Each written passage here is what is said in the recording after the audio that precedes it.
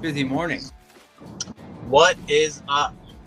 What's happening, buddy? What's going on? Just driving to work. Oh, we're doing work. Okay, got it. I wasn't sure if you were you had a lot going on. Yeah, I guess you had your 2 weeks and now it's Friday. What are you doing today at work on Friday? So I'm teaching like some new classes soon. So I need to start prepping for those, and then I need to work on my CPR recertification. There was some like thing I missed while I was out, so I had to make that up in service, and then yeah, so that's what I gotta do. Nice, dude. Well, I hope it's clarity. I was supposed to go to the office yesterday, and I did not go to the office because the gym was closed. If no one knows, I work out of a gym in the city 2 days a week. And so I was going to go there. I was like, here it is. It's going to be a great day. Just by that, I mean, like I was going to have time, focus, clarity. And then, nope, it was at home. So it was a tough one. What's up, Soggy? We got Billy in the house over here. Billy, thank you so much for being here. We got Soggy here. Dylan Wright, thank you so much for being here. And got the fourth Turner brother in the house. Yeah, that's right. Turner. I've been seeing a lot of Turners lately. Like in fictional characters, and then also just in my life. I feel like it's that red car thing, right? And no, it's not. No, because I've had this last name forever. Yeah, well, Turner is like the red car of last names, probably. Apparently, really it all started with Boy Meets World, right? Yes, it did. There was one I Who watched. was the last name Turner in Boy Meets World? The teacher, right? I think it was Mr. Turner was the younger teacher, not Mr. Finney. No, yeah, not Mr. Finney. There was a younger teacher. Mr. Turner was his name. And I got to see it. Mr. Turner, Boy Meets World. Yeah, he had like black hair. Yeah, he had like a perm. Jonathan Turner, Boy Meets World. Fandom. The superintendent of New York Board of Education, apparently. That's what it was. Do you ever, when you're watching movies and a character has a last name Turner, do you immediately go to yourself, that sounds made up? Like it always, whenever I hear our last name in some kind of fictional, I hear you. Whatever, yeah. It always feels like it's fake. Like I don't know why. It never feels like it's like a real name of a character. Yeah, like stop making fun of me. What's going on? How about Hirsch? No. You know what the newspaper clippings my parents used to clip out when I was a kid? What's that? Yeah, on the front page of the paper, Blaze torches house, 2 dead. Oh. Because they were just hyper focused on like, oh your name Blaze is on the front page of the paper, and I'm like, oh great, somebody else probably didn't have a good day because my name's on the paper. Do you think that was like their long con? It's like, hey, wouldn't it be hilarious if we named our kid Blaze, and every time he read the papers, his name would be in there? I think it would be a great like supervillain origin story. like that I became some like, I'm not gonna do this. I think this is very wrong. Or just joke, just bear with me. Like if I was like an arson or something like that. I think I'd always be suspect number one though. Or would it be like the reverse psychology thing and be like, oh, that's too, you know. He would never do something like that. No. It'd be too obvious. Wait, hold on. I totally see you more as like the character in a show. His name is Blaze, and like you are like I see like cops that are now looking at a crime scene, and they're like, "We're never going to be able to figure this out. This guy's going to be just setting fires everywhere right now. We got an issue with pyros." And then all of a sudden, the camera pans over to a car pulling up to the scene, and it starts to go slow-mo for a second, and the car door slowly opens, and as you're coming out, you put on some sunglasses, and then the camera pans back over to everyone that's checking out this crime scene, and they're like this, and then they turn to each other, they go, "Blaze is here," because you are the man that understands fires, not just from a like a physical and scientific standpoint, but you are there. Like you are backdraft. That's what you are. You understand fire down to its identity, and you're saving the world. Oh, I love that. That was my and that fictional Blaze started his career investigating broken TV screens and then moved to fires. dude. I'm there. I want this so bad for this to be a show now. It's And then the Daily Dad's fan fiction. I feel like this is up your alley. I got to be honest. This is like all Blaze right now. Also, did you know that there is a famous Hirsch? The famous Hirsch. I don't know. There's like some weird things with like Disney Channel stuff right now, I guess. I don't know. But Alex Hirsch, he's best known as a creator of the Disney Channel and Disney XD animated series, Gravity. Oh, never mind. So specifically, Gravity Falls. Did you know this? Yeah, he paid me like $225 last week. What, on like your OnlyFans, or like how did you end up getting this money from him? So he came out with this book recently called The Book of Bill, and there's like an error print where there's supposed to be the special edition that has gold on it, but a couple of the copies missed the gold inlay, and it was just like white or silver. And so I found like one copy out of 50 at Barnes and Nobles, bought it for $25, sold it for like $275. Oh, okay. Hey, listen to this first sentence underneath early life and education for Alex Hirsch. This is like, there's just a lot in here. Hirsch's father is Jewish, but he was raised agnostic, celebrating both Christmas and Hanukkah. Like, I don't know. I feel like they could have left that out and everything would have been fine, because there's nothing else beyond that. Really, it's like religious. And then he talks. Okay, we're just on Wikipedia. Anyway, let's get back over here to all things happening in dad life. What do we think here? Guys, day 211, by the way. Wow. It's a lot of days. Some days I think, when does it end? Does it end? What's going on? You know what? But it feels good for my soul. I just want to say about these. Proud of you for taking some days off this week or last week, and I think that's awesome. Thanks, man. I appreciate it. It was a little. I'm like only half an adult most of my life, because I can only plan like maybe 3 days in advance, like well. And so if I'm ever taking a day off, it mainly is like very emotionally driven and like last minute. It never is a premeditated type of thing, which is really something I should end up thinking of doing. But I also sit here wondering sometimes, I'm like, you know what? Maybe it's just better if like my energy isn't here. And to see just how it goes without me. And sometimes I feel better with that.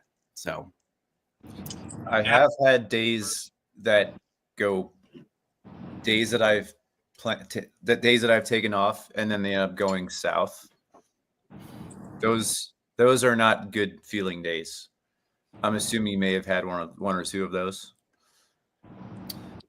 Yeah, there was a day I think there was a day I was definitely on, and I think it was like halfway through. It was the day that I was on that I like left.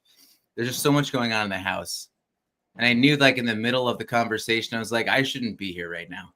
Just like my head was just not in it. And you Irish goodbye us, and I thought it was great. I empower that kind of action. The older I said this to a large group of people, I think they all got really offended. I said, the older I get, the more Irish I become. And I think like it was like with like the people I hang out with a lot, like, oh yeah, you're an ass, why you leaving? I'm like, it's just self-preservation, so deal with it. I am a huge fan and proponent of the Irish exit. Yeah, I think It just sometimes you get half an hour of your life back. But I feel like I also spread myself pretty well in an event anyway. Mhm. The only I deserve it. I deserve an Irish exit. Unless you're like at someone's house for a big party, you say goodbye to the host and that's it. You don't have to say bye to like me, pa, wee, wah, hee, haw, or anybody like that. Yeah. And just get out of there. But when you did leave the other day, I thought that you were very self-conscious about colonoscopies, and that's why I thought, like, a part of me thought you left. But I don't think that's the case. You had a lot going on in your house. No, yeah, it was just there was a lot. There's a lot of guilt right now. I'm not intentionally trying to force a bridge into dad life and all that kind of stuff. But there is a lot of guilt right now, and I feel like I will stop myself as well as I am right now. I gotta move this mic closer. I don't think I'd be stopping myself as well if we weren't talking about this daily, because like I know that I'm working here, and then like my girls will walk in, and it always like I hear the footsteps. I know it's coming next, and they say, "Hey, Dad," and I know that I now need to respond with, "Yeah," and then I have to wait for them to tell me what they want, and then like 50% of the time, I know it's something that they probably don't need me for, but they do need me, and then I'm like, "Okay, got it. Okay, slow down, calm down, got to deal with it." And so it is a lot of guilt and what feels like shame right now when they're like, I need your help. And then it's like, oh, you just needed a snack last time. And they're like, nope, my finger's bleeding. I'm like, damn it, why am I mad now? So tough time when everyone's home, you know?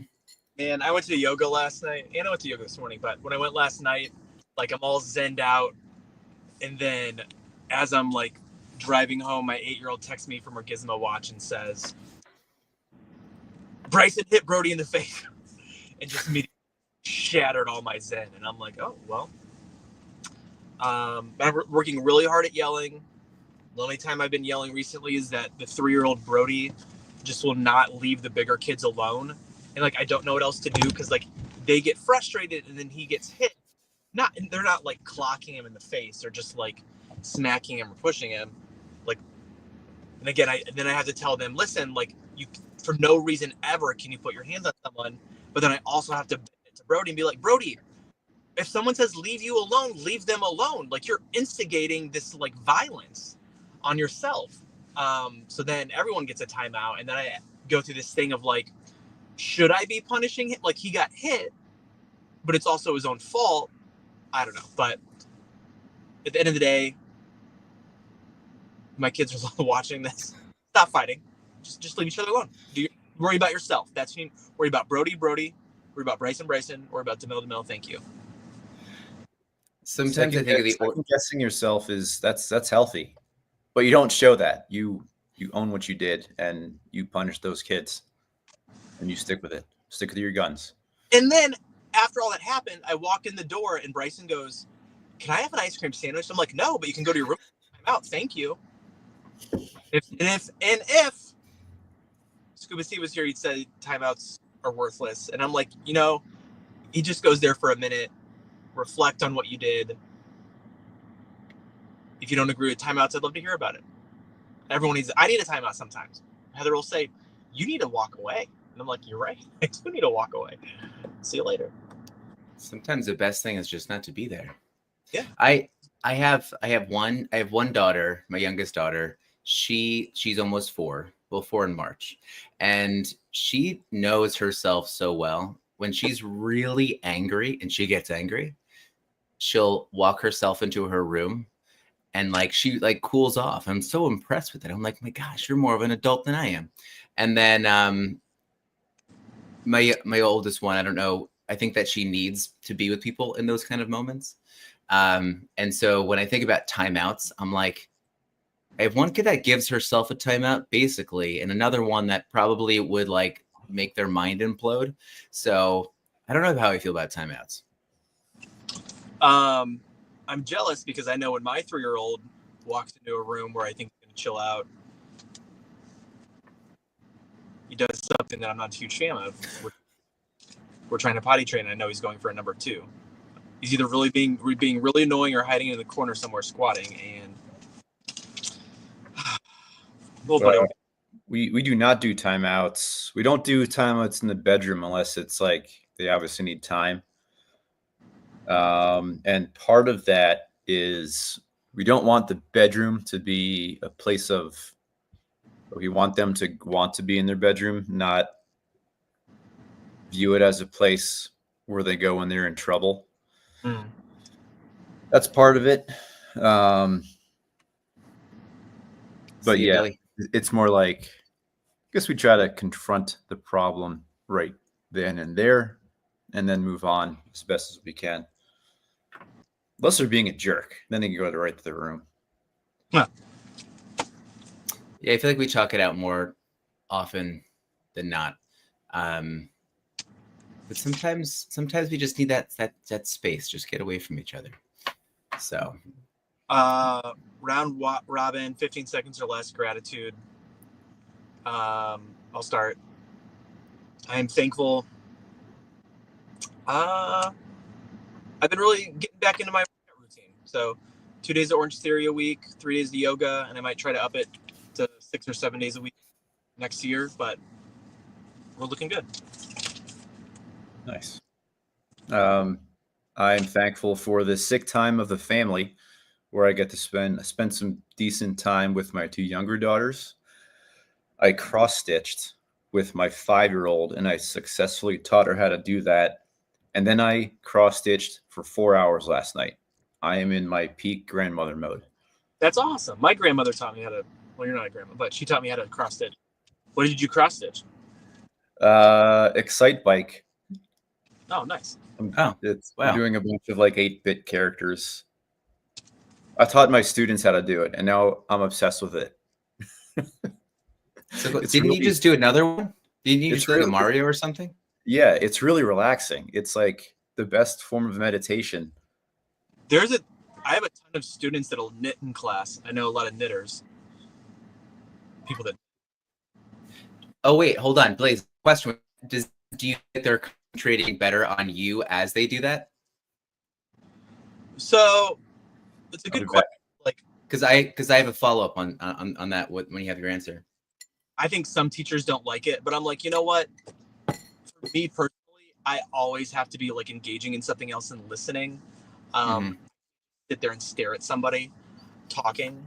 So like, I'm all for it, and I think it's probably and it's like it's muscle memory. Like you're paying more attention probably knitting like a hat than you are like crushing candies on your phone and trying to listen to me. Yeah, I recently saw this and I thought it was really great. I think it was just like a viral post, but it basically was a teacher that sent his class. I want to see if I can find it. I'm just taking like 10 seconds. I don't think I can find it right now. But it was a website that this teacher sent his class, and it was like a game to play. Like, what are the games like those like tower games where you just kind of like just a very easy type of game to play. Like an online game, right? But he was teaching the class and the notes were popping up as you could play the game. And I thought it was amazing, and I was looking into it, and I definitely know that a lot of people will end up being able to learn a lot easier as they're doing 2 things at once. So it was a way for, I really want to find this because it was really awesome. I'm going to waste my time now, but it was basically a way for the teacher to be like, okay, well, what you're going to do is your brain is going to be able to pay attention to the notes and what I'm saying a lot more as you're doing something else right now. And I know that I learned that way. My oldest learns that way. Yeah, I'm going to find it. I'm going to send it to you. Maybe we could talk about it tomorrow. Awesome. Thank you. And then David was sharing, saw an old friend that moved away. That's awesome. Soggy Waffles is connecting more with his sister. So I don't know if you saw this or not, but your sister went above you on the leaderboard, and you're going to teach me soon. Nath, what's up? Nath got a VF1. Nath, hold on. Did you really get a VF1? Nath, give me a thumbs up if you actually got a VF1. Because I didn't think he did, but then I think he was being silly, and I think he did get one. And now if you didn't get one, I'm going to feel dumb. So. Well, anyway, I think it would be awesome if we can learn vibes together. Maybe we should do a vibes stream one day. Tell me about this vibes. What is this vibes? Penguins trading card game. Pudgy Penguins had a really big month. Sorry, what do you mean? Past month, they released their coin and they released this card game. They debuted it at Art Basel in Miami, which is a big NFT art event. They had a tournament, and I think that people really like it. I'm looking it up right now. Oh, Nate didn't get one. Okay. I did see your profile pic and I commented on it, but then you said something else and I got confused. And then you had a picture of you picking up a motorbike. And so then I got really confused. Maybe there's a motorcycle. What's an animal that starts with an M that's not a monkey or a mouse?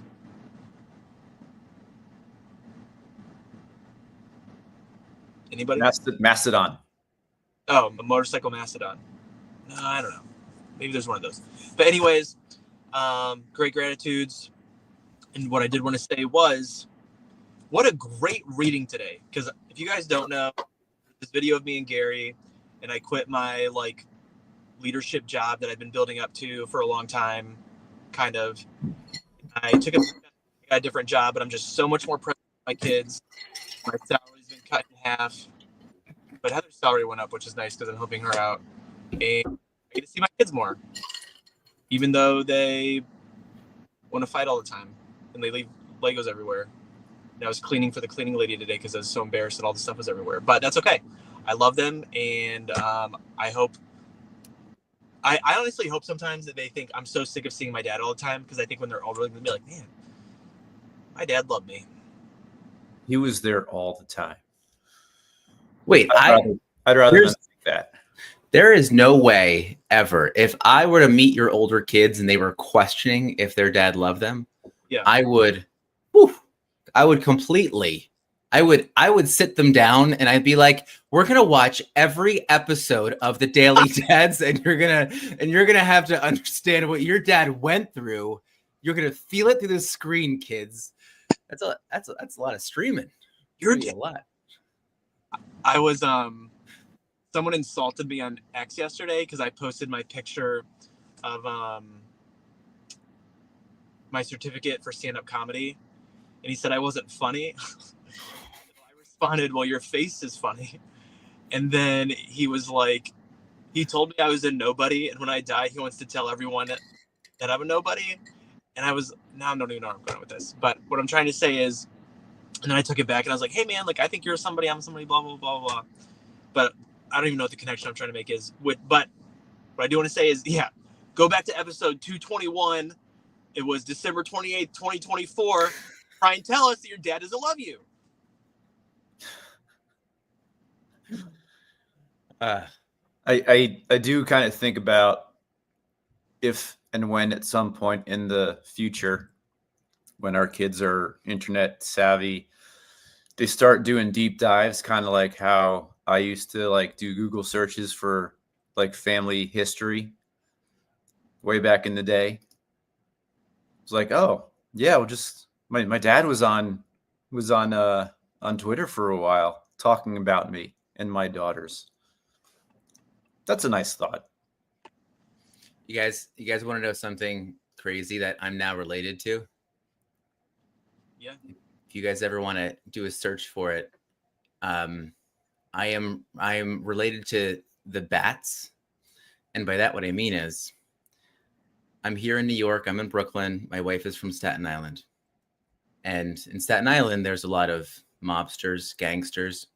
And so apparently Lauren's family comes from a long line of bats. And by that, what I mean is there was tools of choice to use during fights and murders. And so the bat was chosen Extortion. by so the bat was the weapon of choice for Lauren's family. And so she comes from a long line of bats. There's like Joey Bats. Like you can like look at there's like Joey Bats. And then like I think that person's like father was like Billy Bats or something. And created like think about my kids researching their family, being like, what the fuck? And so I think that's a funny one. I always find it fun. Oh yeah, Paul, you better watch yourself, buddy. The bats live somewhere around you. So you should get a coat of arms and put it above a mantle piece in your house where like it's two bats just kind of crisscrossed, and keep it there. It makes me think of like the 5 Points here. One of the best movies. I also think Daniel Day-Lewis was one of the best actors. Come at me and I'll defend it until the day I die. What was the movie called? What was the movie called? 5 Points, Daniel Day-Lewis, The Butcher. What was it called? Help me out. Oh, I know what you're talking about. Bill the Butcher? No, Gangs in New York? Movie, though. Gangs in New York. Yeah, Gangs in New York. So I don't even know why I said that. Oh, 8:59. I have a client in 30 seconds. And I gotta be honest. There's 91 people checking this out right now. And you know what, Blaze? I'm gonna say this. I'm pretty sure it has to deal somewhat with the fact that I just bought 2 new NFTs. That's at least I'm gonna say that. I'm not worried about my kids looking at these videos, but I am worried about their friends looking at them. And then one of my kids coming home one day, like in high school, and being like, "Dad, all the kids keep making fun of you and talking about watermelon donuts. Like, what did you do?" If you guys don't know, we ate watermelon donuts June 2024 as a taste test for Dunkin' Donuts that we still haven't been reimbursed for. But we peaked then. We got to come back. Well, maybe we'll get Heather back. Love you guys. All right, guys. Take care. Have a great day. Bye. I don't have an OnlyFans.